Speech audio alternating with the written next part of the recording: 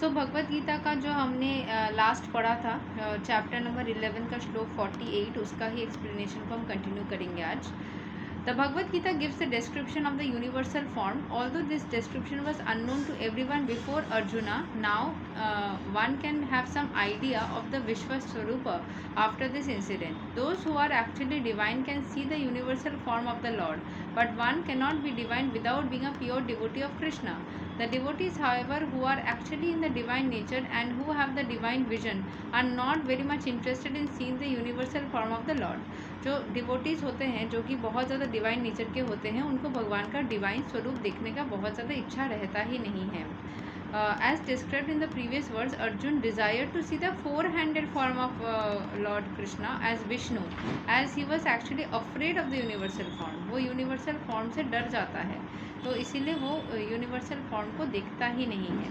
In these words, there are some significant words like Veda, Yagna, Dhayayani, which refers to studying Vedic literature and the subject matter of sacrificial regulations. Veda refers to all kinds of Vedic literature such as four Vedas, Rig, Yajur, Sama, Atharva, and the 18 Puranas and Upanishads and the Vedanta Sutra. One can study these at home or anywhere else. Similarly, there are sutras, Kalpa Sutra and Mimamsa Sutra for studying the method of sacrifice. Dainya refers to charity या दान करना, which is offered to a suitable party such as those who are engaged in transcendental loving service of the Lord, the Brahmanas and the Vaishnavas. तो हमें दान किसको करना चाहिए? जो हमेशा भगवान के भक्ति में रहता हो, क्योंकि जब हम दान करते तो हमें कुछ पुण्य भी मिलता है, तो उनसे ही पुण्य हमें मिलता है. ठीक है. सो भगवान का स्वरूप जो है वो हमें हमेशा दान करने में मदद करता है. ठीक है. सो नेक्स्ट जो मतलब भगवान के स्वरूप में दान करने में मदद नहीं करता, एक्चुअली दान करने से फल प्राप्त करने में मदद करता है. ठीक है. सो ये चीज़ जो है वो यही दिखाता है कि हमें दान सिर्फ और सिर्फ सूटेबल लोगों को करना चाहिए एज पर भगवद गीता. अच्छा, सिग्निफिकेंट वर्ड्स जैसे वेदा, यज्ञ, धयायना, इसका मीनिंग होता है कि वेद जो कि ऋग, यजुर, समा और अथर्वा, इनको हमें हमेशा ही स्टडी करना चाहिए, हमारे घर पे रखना चाहिए, हमें इसको पूछना चाहिए या रिस्पेक्ट करना चाहिए, और साथ ही साथ दान हमें सही लोगों को करना चाहिए. तो ये दोनों चीज़ मेंशन किया है भगवान ने. जो प्योर डिवोटी है उसको हमेशा भगवान के उसी सौम्य रूप को देखने का मन होता है और हमेशा वो दान में या वेदों को पढ़ने में व्यस्त रहता है.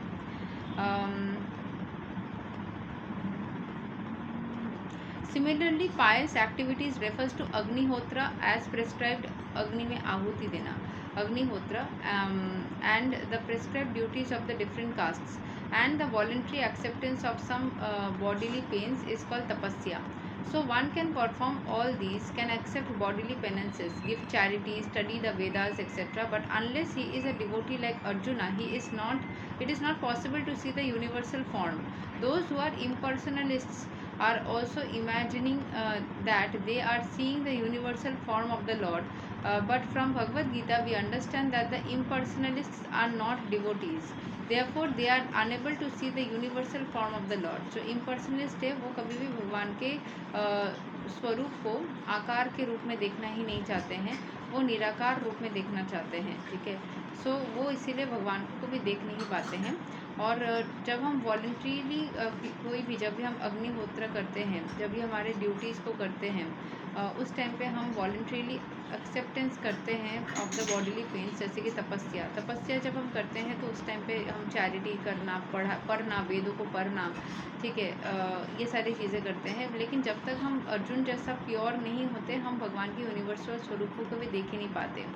Those who are impersonalists are also imagining that they are seeing the universal form. जो impersonalist है, जो कि भगवान को आकार रूप में देख नहीं पाती या देखते नहीं हैं, वो भगवान को इमेजिन कर रहे हैं.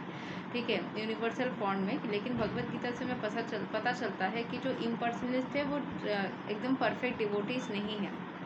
ठीक है, impersonalist जो है वो परफेक्ट डिवोटीज नहीं है, ये चीज़ हमें पता चलती है.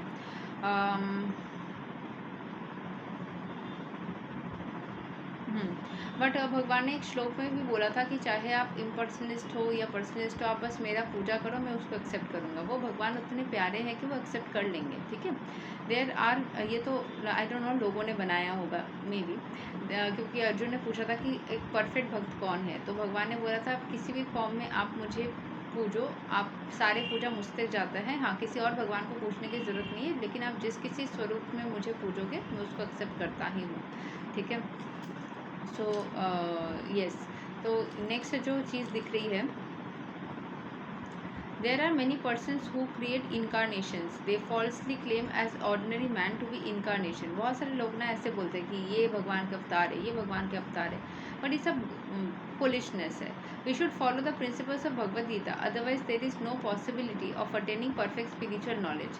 Although Bhagavad Gita is considered the preliminary study of the science of God, still it is so perfect that it enables one to distinguish what is what. Bhagavad Gita बहुत preliminary एकदम बेसिक लेवल का बुक है, पर लेकिन इससे भी हमें पता चलता है कि मतलब क्या सही है क्या गलत है, वो चीज़ हमें पता चलती है। भगवद गीता में भी के ज़रिए भी हमें वो सही गलत का पता चल जाता है। इसके अंदर इतनी क्षमता है कि चीज़ों को सही से बता देता है। The followers of pseudo incarnation may say that they have also seen the transcendental incarnation of God, the universal form, but the unacceptable because it is clearly stated here that unless one becomes a devotee of Krishna, one cannot see the universal form of God. So first of all, one has to become a pure devotee of Krishna. He can claim that he can show the universal form of what he has seen. वो claim कर सके कि वो बता पाए कि क्या उनको दिखा। A devotee of Krishna cannot accept false incarnations or followers of false incarnations. So कोई भी इंसान को देख करके ये बाबा जी, ये माता जी, ये इनको हम बना देंगे कोई भगवान का रूप और या फिर कुछ, तो वो चीज़ नहीं चलेगा, ठीक है। ये चीज़ हमेशा याद रखनी पड़ेगी कि यस, भगवान का जो स्वरूप है ये सिर्फ वही है जो भगवान खुद से दिखाते हैं या खुद से आते हैं। किसी भी इंसान को आपको क्योंकि लग रहा है कि ये भगवान जैसे अच्छी अच्छी बातें कर रहा है, तो उसके पीछे हमें नहीं पड़ना चाहिए कि ये तो भगवान का स्वरूप है, ठीक है। सो ये चीज़ याद रखना है, ओके। सो इस वाले पूरे श्लोक से हमने मतलब ये वाला जो चैप्टर का ये जो श्लोक है, इससे हमें यही सीखा कि भगवान बस उनके सबसे purest and dearest of the भक्त, जो उनसे बहुत ज़्यादा भक्ति करता है, उनको अपनी इच्छा से दिखाते हैं, अपने दर्शन देते हैं, ऐसे ही सबको नहीं देते हैं। और अर्जुन जैसा प्योर होना पड़ेगा, मतलब एकदम हारे हुए सिचुएशन में भी अपने भगवान को नहीं छोड़ा। ये होता है भगवान का प्यार, ना ही बहुत जब तब ध्यान अनुष्ठान करके आपने बस भगवान को खुश करने की कोशिश की, वो तरीका नहीं होता है, ठीक है। So this is the explanation of Bhagavad Gita आज के लिए। नेक्स्ट दिन हम और एक श्लोक पढ़ेंगे, तब तक के लिए हरे कृष्णा, राधे राधे, जय श्री राम।